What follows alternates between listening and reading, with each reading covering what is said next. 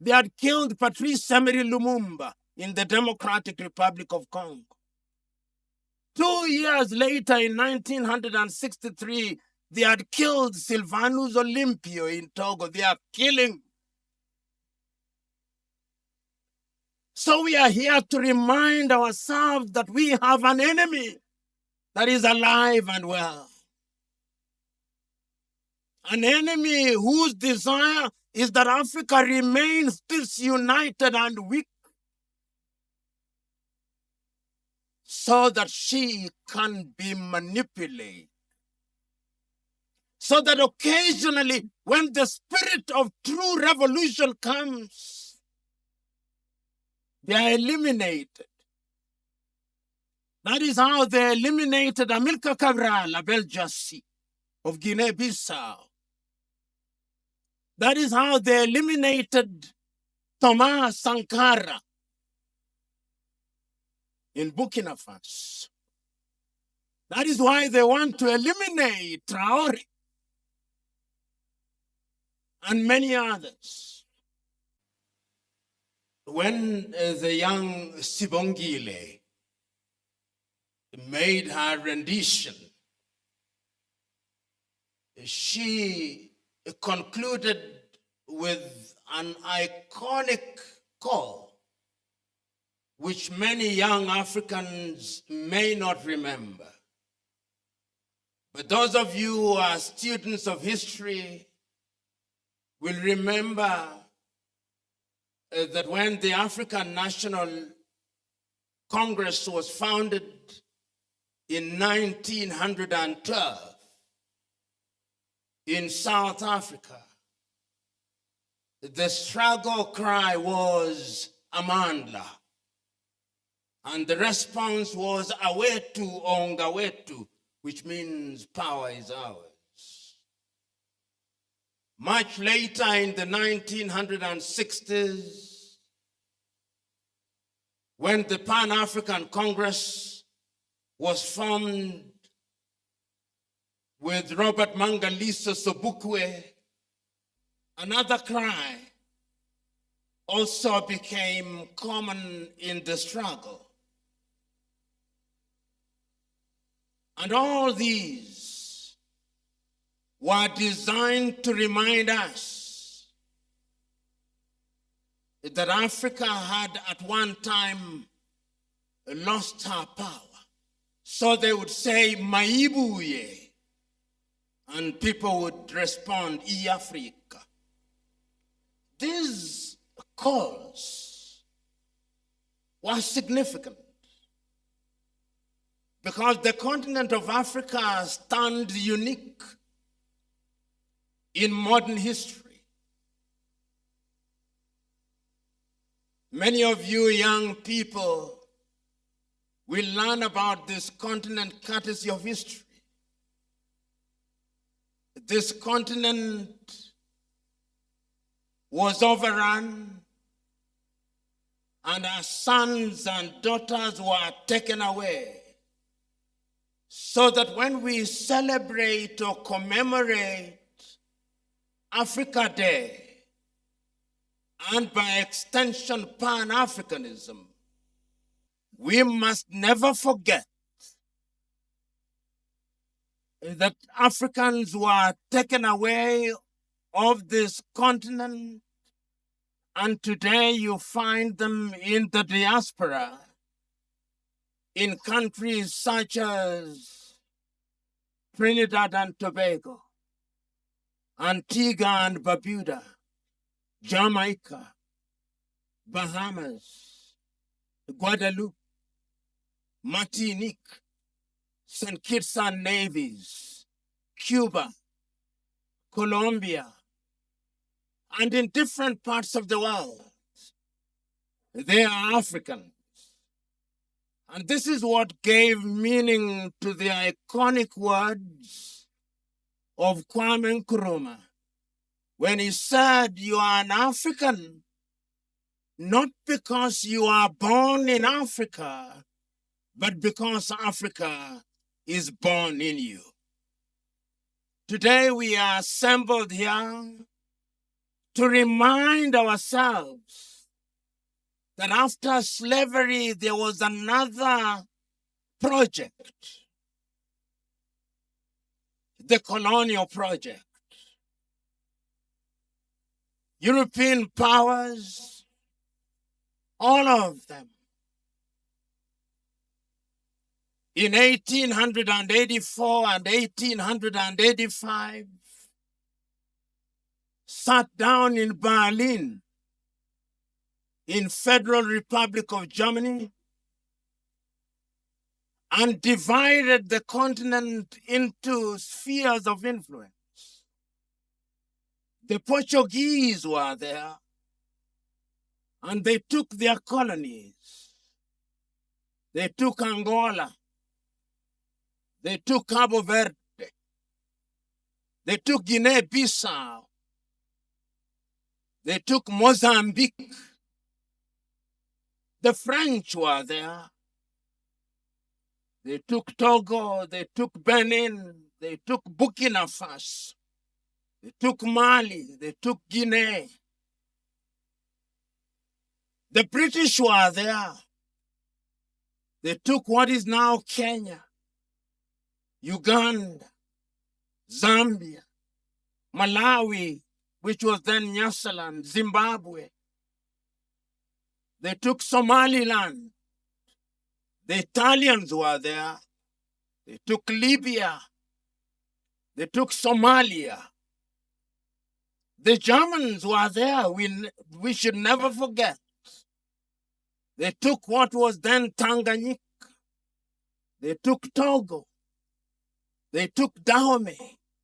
They took what is now Namibia. They were there. The Dutch were there. All of them were there.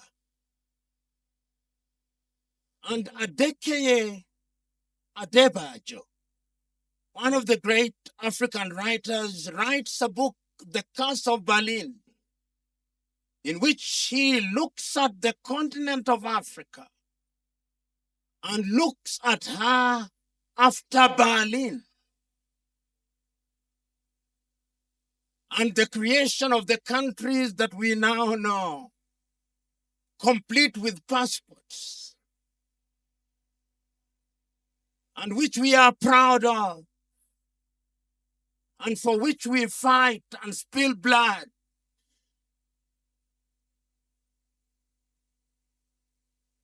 But even during those difficult days, when the continent of Africa was under colonial domination, the desire to regain independence was always alive. When, courtesy of history, you read about pan-Africanism, you'll meet individuals such as Henry Sylvester Williams of Trinidad and Tobago, who convened the first Pan-African meeting in the year 1900 in London, England. You'll meet individuals such as George Padmore, individuals such as Marcus Mosias Garvey. They were thinking about liberating the continent of Africa not only from the chains of slavery, but colonization. Indeed, it can be argued that aside from Ethiopia, which was never successfully dominated, and Liberia, which became a settlement for freed slaves under the Monroe Doctrine, the rest of the continent of Africa was under colonial tutelage. And the spirit of pan-Africanism that was planted in 1900s by our kith and kin who had been enslaved became the basis of organized struggle for independence. It left the Caribbean and came to the United States of America, where great men such as W.E.B. Du Bois, sometimes referred to as the father of modern-day pan-Africanism, were in the forefront of the struggle for liberation of Black people. Those of you who are South Africans will have heard of a great South African who at age 27 was a student at the University of Columbia and delivered one of the most iconic speeches ever delivered on Africa, Pixley Kaisaka Seme, one of the founders of the African National Congress. And I urge you to go and read his speech delivered in the month of April 1906, the regeneration of Africa. The spirit was to regain independence so that when the fourth Pan-African meeting is held in 1945 in Manchester, in the United Kingdom, which is not so united, as we know, Africans are there. Kwame Nkrumah is there. Nigeria's Obafemi Awolowo is there. Kenya's Jomo Kenyatta is present in Manchester. And the struggle to regain independence starts in earnest. It is a struggle. But we must never forget that even when we talk about independence in the 1940s at the beginning, there were rebellions. There was resistance. Who amongst you here will not remember Shaka of the Zulu? Who among you here will forget Mukwawa of the Hehe and the Maji Maji rebellion? Who among you here will not remember Dedan Kimathi Washiuri and Mau Mau? Who amongst you here will not remember Harry Thup? The resistance was there. Those of you who are from Uganda, you'll remember Kabarega of the Bunyoro Kitare, and many great individuals. So when we commemorate Africa Day, and we situate it in history in the month of May 1963, we must never ever forget that there is a long history. Students of history will remember a great Congolese, V.Y. Mudimbe, who passed on just a few months ago, and his two iconic books defining Africa. But the history that we are commemorating today is the culmination of a process which, as I've said, started in 1945 and sees the emergence of great Africans across the continent seeking to regain independence from the colonized. So that in South Africa, we begin to see individuals such as Chief Albert Lutuli in South Africa. We begin to see Robert Mangaliso Sobukwe, Pixley Kaisaka Seme. You go to Namibia, you meet individuals such as the late Sam Nujoma and Andimba Haman Toivo Yatoivo. You go to Mozambique, you find great people such as Eduardo Mondlane and Samora Moises Marshall. And in Zimbabwe, great such as Robert Gabriel Mugabe Never to forget that in Angola, you have individuals such as Agostinho Neto. And as you come up, you meet Kenneth David Kaunda and Simon Kapwepwe. And of course, Hastings Kamuzu Banda. In that part of the world, Africa is rising. You come to the east, you find many great, Julius Kambarage Nyerere, Jomo Kenyatta, Apollo Milton Obote at that time made sense. Patrice Lumumba in the Congo. You go to West Africa, great such as Nnamdi Azikiwe, Amilcar Cabral. Africa is rising. And when Ghana regains independence in 1957, it is great. Historians will tell you that the first country to regain independence in that sense a little earlier is Sudan in 1956. And others will tell you it is Egypt in 1922. But Ghana's is iconic because it is the first time that a sub-Saharan country is regaining independence. And I want you to listen to the speech delivered by the Osagie for Kwame Nkrumah.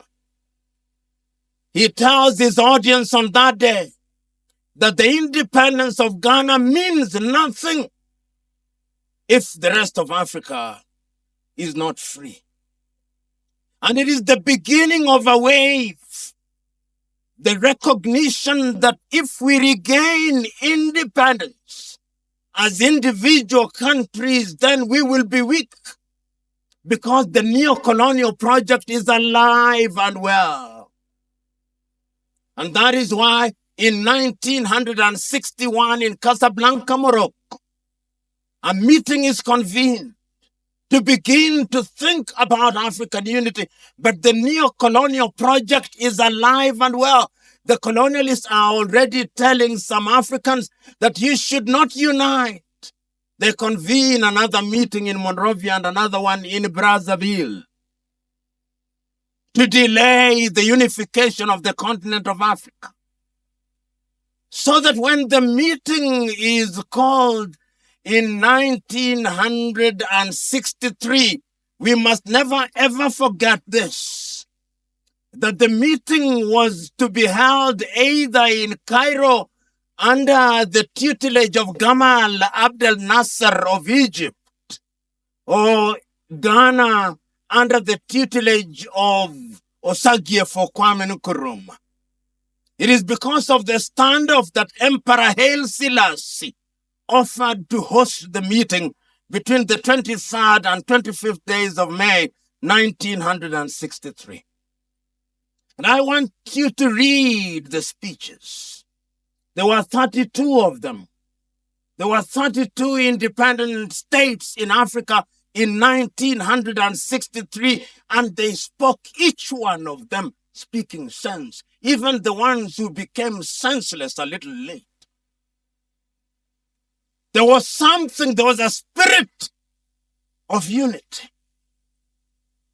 I can still, when you hear the voices of those who are speaking on that day, David Dacko of Central African Republic say, we are so small that we cannot survive. Julius Nyerere says, we have not come here to remind ourselves of how significant unity is. We want unity as the only way to immunize ourselves against the diabolical machinations of the erstwhile colonial powers. All speeches are great. Emperor Haile Selassie, who is the host, reminds everybody that African unity and African identity is important. But the greatest speech is that of Osagie for Kwame Nkrumah. Read it. He tells his audience, let us unite now. Let us not leave here without one government. Let us not leave here without one foreign policy. Let us not leave here without one army. Because if we delay, we are going to be divided. They listened to him not. And that is how we end up with the Organization of African Unity rather than the United States of Africa. But at the same time, something is also happening with our kith and kin in the diaspora. The African Americans, then called the Negroes, are also rising. They want independence. Great individuals such as John Henry Clark are saying it is not enough to say black is beautiful. If black is beautiful and it is not powerful, then it means nothing, John Henry Clark is saying. Martin Luther King Jr. is delivering his iconic speech at the Lincoln Memorial. 250,000 people listening to him, telling the people that he has a dream. Malcolm X is speaking. Sylvester Williams in Trinidad and Tobago. Africans are rising. The spirit is back. People want independence. They want freedom, which had been taken away so very rudely from them. It is Frantz Fanon who says that the process of enslavement and colonization was also a humiliating and dehumanizing process. Nkrumah leaves Addis Ababa disappointed. But 25th day of May becomes Africa Day. We are celebrating it 5 days ahead of time. On the 25th, it will be 62 years since the founding of the OAU, whose contribution must never be downplayed, because with the headquarters of the liberation movement in Dar es Salaam, that is how Southern Africa was liberated.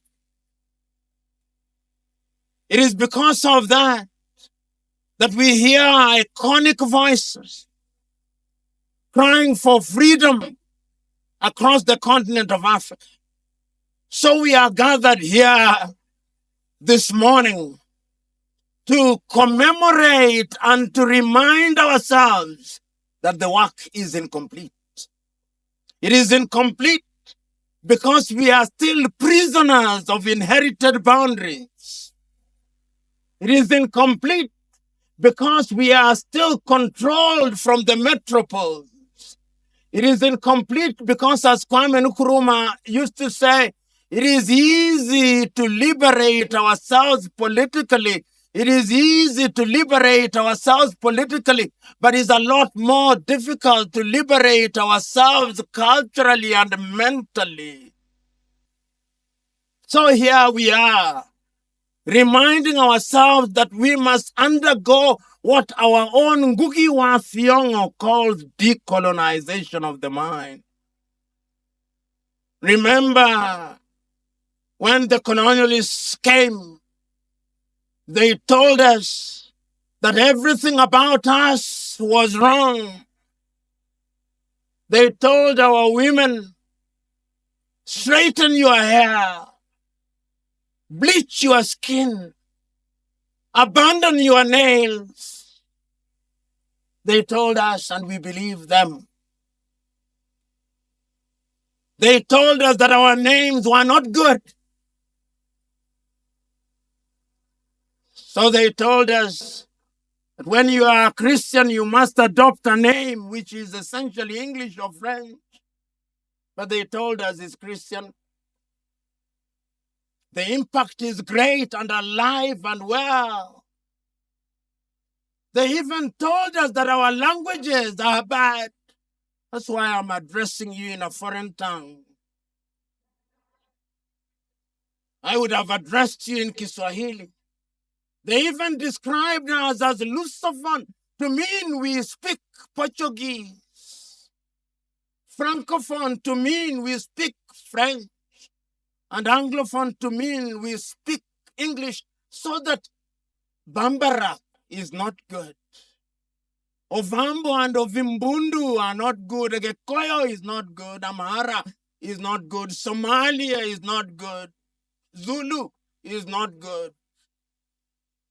Those of you who have had the advantage of watching Alex Haley's Roots will see how Kunta Kinte is removed from the village of Jufure in the Gambia, taken to the United States of America. And the first thing that they do is that they beat your name out of you so that you are Grace, you are Genevieve, you are no longer Wanjiro or Atieno or Nekes. That is where we are. So we come here to remind ourselves that there is work to be done. In 1965, when the Osagyefo convenes a meeting in Accra, Ghana, he thought that on that day, African leaders would actually accept that we be united. But speaking on the 6th day of March 1997, on the 40th anniversary of the independence of Ghana in Accra, Ghana, Mwalimu Nyerere, who himself had liked a slow process, say, we owe Kwame Nkrumah an apology. Because now we in the leadership have become so used to being called excellencies. We've become so addicted to motorcades. We've become so addicted to being ministers that it's not easy to unite us. And the Neocolonial project was alive and well. 1 year later, the Osagyefo himself had been overthrown. And a little earlier, they had killed Patrice Lumumba in the Democratic Republic of Congo. 2 years later, in 1963, they had killed Sylvanus Olympio in Togo. They are killing. So we are here to remind ourselves that we have an enemy that is alive and well. An enemy whose desire is that Africa remains disunited and weak, so that she can be manipulated. So that occasionally, when the spirit of true revolution comes, they are eliminated. That is how they eliminated Amilcar Cabral, Abel Jassy of Guinea-Bissau. That is how they eliminated Thomas Sankara in Burkina Faso. That is why they want to eliminate Traore and many others. That is why they are sponsoring insurgency in Burkina, in Mali, in Chad, in Guinea, in northern Nigeria. They are alive and well. And if you ever doubted me, only listen to them, listen to them. Listen to the French president and you know. Listen to the prime minister of the not so United Kingdom.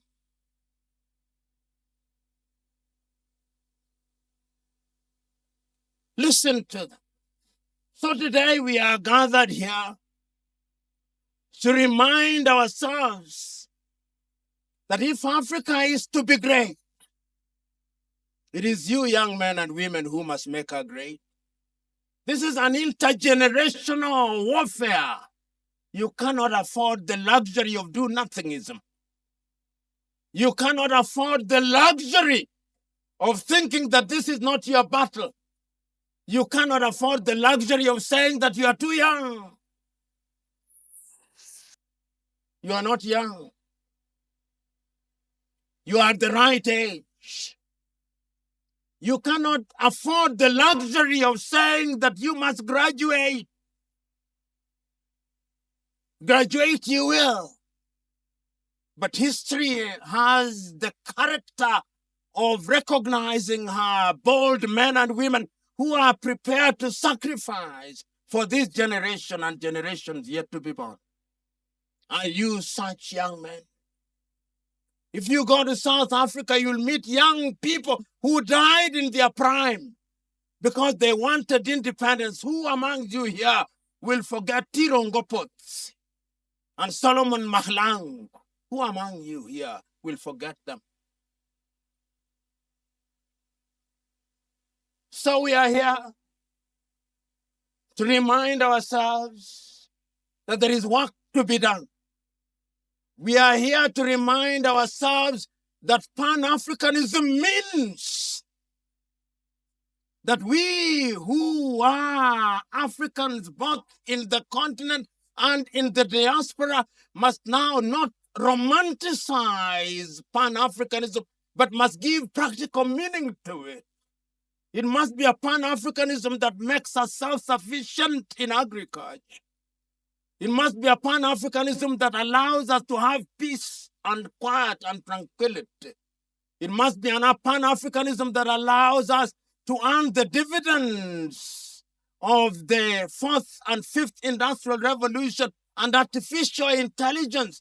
It must be the pan-Africanism that does not allow our young men and women to go into latter-day slavery in the Arab world.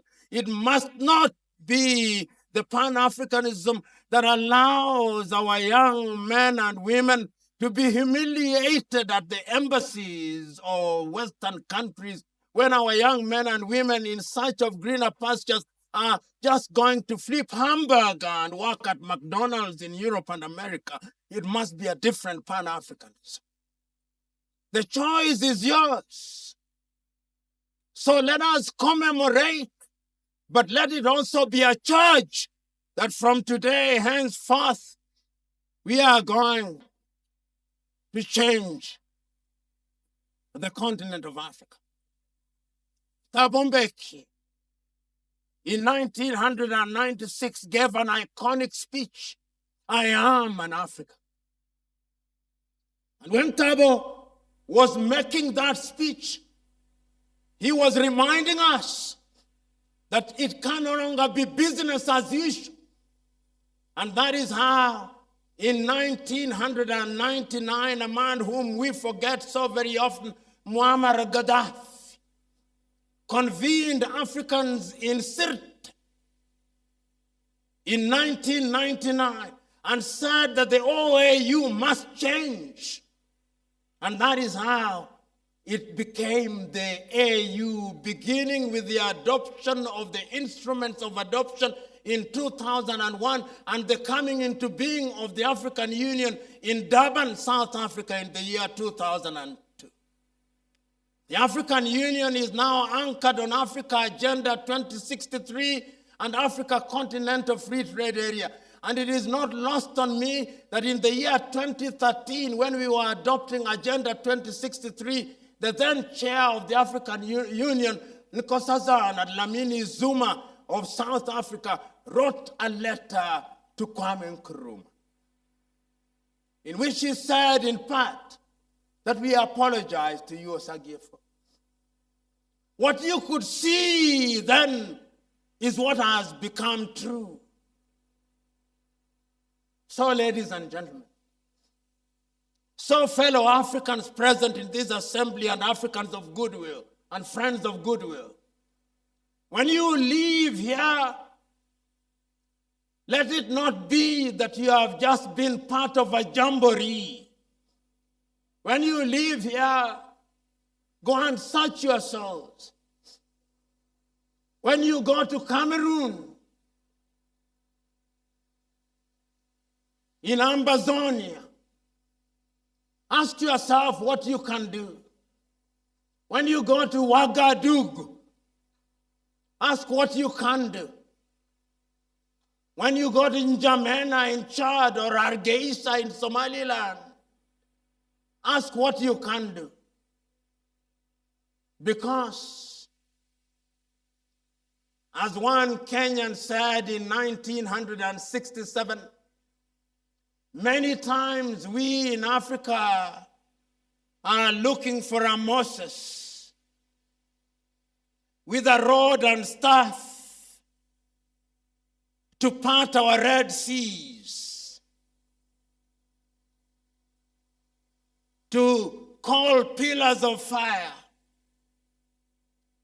to hit rocks that water may come out, to summon manna from heaven. There is no such Moses. You are the Moses. Thomas Joseph Mboya said in 1967, we are waiting for a Superman. There is no Superman. There is no superwoman. We are the superwomen and supermen. So today, if you came here as a coward, please leave as a man and woman of courage. Cowards die many times. I'm not asking any of you to be suicidal. I'm asking you to be courageous as we commemorate Africa Day. This battle is intergenerational. Play your part, Mwalimu Nyerere said. Play your part. Your children will play their part. Their children's children will play their part. And in the fullness of time, this mother continent will regain her lost lust. So when I look at Africa, I look forward to the day when from Cape Town in South Africa, on my way to Cairo, through Windhoek, through Lusaka, through Lilongwe, through Nairobi, through Dodoma to Bujumbura and Kigali and Juba and Khartoum, there will be no passport. I look forward to that day.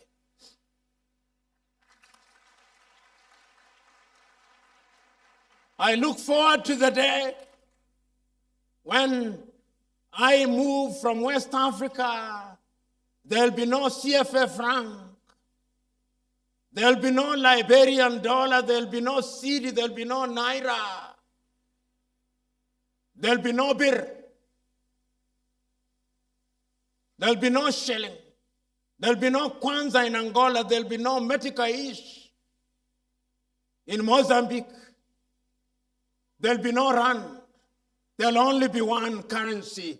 That currency, I do not have a name for it, but for the moment, let us assume it will be called the Afro. I look forward to that day. I look forward to the day when there will be no borders at which there are tariff and non-tariff barriers.